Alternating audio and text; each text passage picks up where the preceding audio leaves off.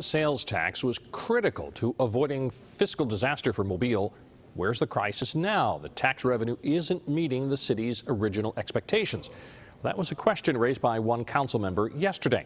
Fox 10 News reporter Renee Dials is following up to get the answer today. She's in our studio to tell us what she discovered. Renee? Well, Bob, it was Councilmember Beth Rich who raised the question during Tuesday's council meeting. We thought it deserved further investigation. For months before the Mobile City Council approved a 1-cent sales tax, council members were at odds with the mayor over whether or not it was really needed. The mayor stuck to his guns. If we don't bridge across the downturn, we're going to see a crisis every fiscal year. I mean, it's just simple mathematics. And so what we basically said to them, if you got a different way of solving this, give it to us. Let us look at it. We'd be happy to look at it.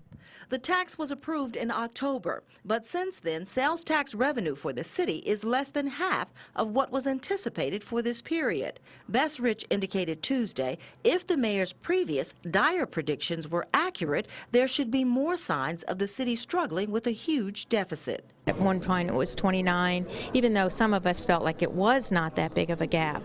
But they were emphatic that we were incorrect and that they were constantly saying it was 29 million, that we would be in arrears for the following year. So no matter what, there should be a deficit based on that message that we received last year. With sales tax revenue coming in at a much slower rate than city leaders had projected, Councilmember William Carroll says he just wants to make sure the city's spending is in line with the money on hand.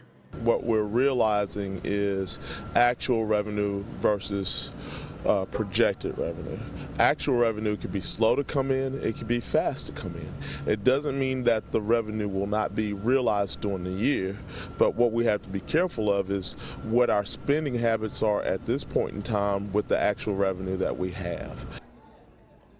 And Carroll says he expects detailed information on where the city stands on the budget at an upcoming Finance Committee meeting next week. The mayor is out of town today, and the city finance director, Barbara Malcolm,